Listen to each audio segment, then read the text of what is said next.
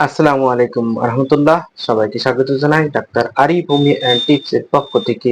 আমি ডাক্তার আরিফ হোসেন আবার চলে এসেছি আপনাদের সামনে নতুন একটি ভিডিও নিয়ে। আজকের ভিডিওতে আমি বলবো রক্ত শূন্যতা ও আয়রনের অভাব পূরণের জন্য কোন হোমিওপ্যাথিক ঔষধ সবচেয়ে বেশি কাজ করে। বাংলাদেশে প্রতি 3 জনের মধ্যে একজন এই সমস্যায় ভুগছেন, অথচ অনেকে জানেন না। ভিডিওটি শেষ পর্যন্ত দেখুন, কারণ শুধু ঔষধের নাম জানলেই হবে না। কোন লক্ষণে কোন ঔষধ, কতটুকু খাবেন, কখন খাবেন এবং কোন খাবারগুলো একসাথে খেলে দ্রুত কাজ করবে, সবকিছু আজকে বিস্তারিত বলবো। অনেকেই মাসের পর মাস আয়রন ট্যাবলেট খাচ্ছেন, কিন্তু উপকার পাচ্ছেন না। আজকে জানবেন কেন হচ্ছে এবং এর সমাধান কি। তাহলে চলুন শুরু করি।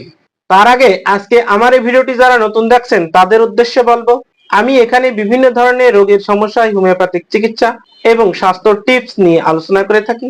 আমার এই চ্যানেলটিকে অবশ্যই সাবস্ক্রাইব করুন এবং নতুন নতুন ভিডিওর আপডেট সবার আগে পেতে অবশ্যই বেল আইকনটি প্রেস করুন। আয়রনের অভাব কেন হয়? আয়রনের অভাব হওয়ার কারণগুলো হলো পুষ্টিকর খাবার কম খাওয়া, অতিরিক্ত রক্তক্ষরণ, দীর্ঘদিন ধরে পেটের সমস্যা, গর্ভাবস্থায় চাহিদা বেড়ে যাওয়া, এমনকি কৃমির কারণে রক্ত স্বল্পতার কারণ হতে পারে।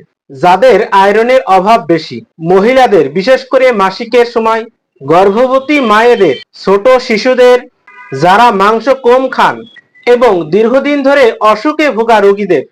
এখন জানাবো আয়রনের অভাব হলে যে লক্ষণগুলি দেখা যায়।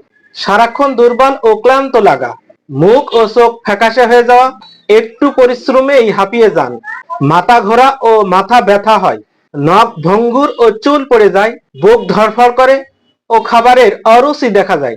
আয়রনের অভাব অনেকেই ছোট সমস্যা মনে করেন, কিন্তু এটা দীর্ঘদিন চললে হার্টের সমস্যা, ব্রেনের দুর্বলতা এবং শিশুর মানসিক বিকাশে বাধাগ্রস্ত হয়। তাই এটাকে মোটেও অবহেলা করা ঠিক নয়। বেশিরভাগ মানুষই ডাক্তারের কাছে গেলে আয়রন ট্যাবলেট দেওয়া হয়, কিন্তু অনেকেই দেখেন মাসের পর মাস আয়রনের ট্যাবলেট খেয়ে যাচ্ছেন, তবুও দুর্বলতা কমছে না। কারণ হলো শুধু আয়রন খেলেই হয় না, শরীরকে সেই আয়রন শোষণ করার ক্ষমতা তৈরি করতে হয়। আর এই কাজটি হোমিওপ্যাথি সবচেয়ে ভালো করে। হোমিওপ্যাথিক ঔষধ শরীরের ভেতর থেকে আয়রনের শোষণ ক্ষমতা বাড়িয়ে তোলে, পাশাপাশি রক্ত তৈরির প্রক্রিয়াকে সক্রিয় করে তোলে কোনো পার্শ্ব প্রতিক্রিয়া ছাড়াই, এবং শিশু থেকে মা, গর্ভবতী ও বয়স্করা নিরাপদেই খেতে পারেন। আজকে আমি আয়রন বৃদ্ধির প্রধান 3টি হোমিওপ্যাথিক ঔষধের কথা বলবো: ফেরামফস, ফেরামমেট ও ক্যালকেরিয়াফস।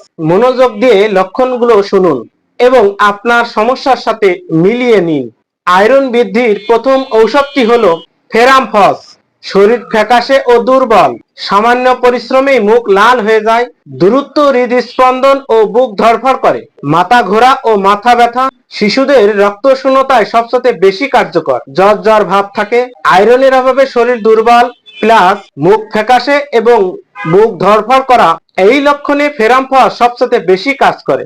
এটি আয়রনের প্রধান ঔষধ। ফেরামফস 6x, 12x, 30x এমনকি উচ্চ শক্তিও ব্যবহার করা হয়ে থাকে। বয়স্কদের ক্ষেত্রে 4টি এবং বাচ্চাদের ক্ষেত্রে 2টি করে ট্যাবলেট 3 থেকে 4 বার কুসুম গরম পানি বা দুধের সহিত চুষে খেতে হবে। ফেরামমেট আয়রনের অভাব পূরণের দ্বিতীয় ঔষধটি হলো ফেরামমেট। মুখ একবার লাল একবার ফ্যাকাশে হয়ে যাওয়া, অল্প পরিশ্রমেই বুক ধড়ফড় করা, মাঝে মাঝে শ্বাসকষ্ট হয়, খাবার খেলেই বমি হয়, রাতে ঘাম হয়, শরীর ফুলে যাচ্ছে এবং অল্পতেই রাগ হয়। ফেরামমেট 30 শক্তি 2-1 ফোঁটা করে 2 থেকে 3 বার সামান্য পানি সহ খালি পেটে খেতে হবে।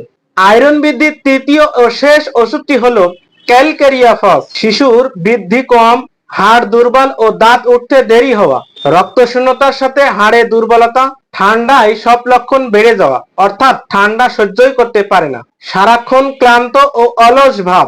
শিশু রক্তশূন্যতার সাথে হাড় ও দাঁতের দুর্বলতা থাকলে ক্যালকেরিয়াফস ঔষধটি ভালো কাজ করে।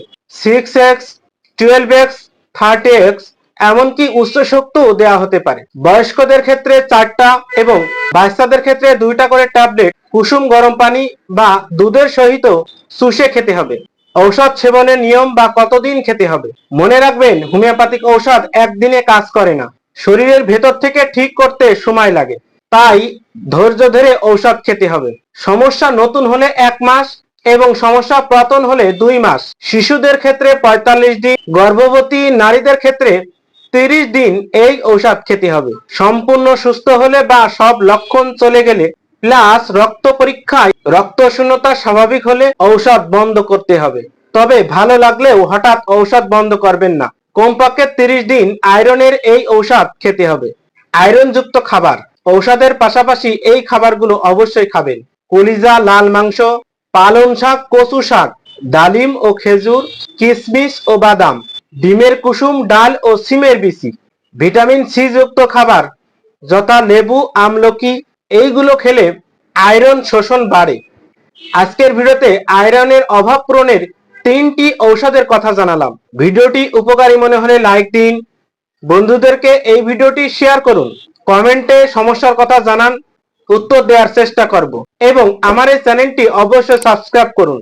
পরবর্তী ভিডিও দেখার আমন্ত্রণ জানিয়ে আজকের মতো এখানেই শেষ করছি। সবাই ভালো থাকুন, হোমিওপ্যাথিক চিকিৎসা নিন, সুস্থ থাকুন।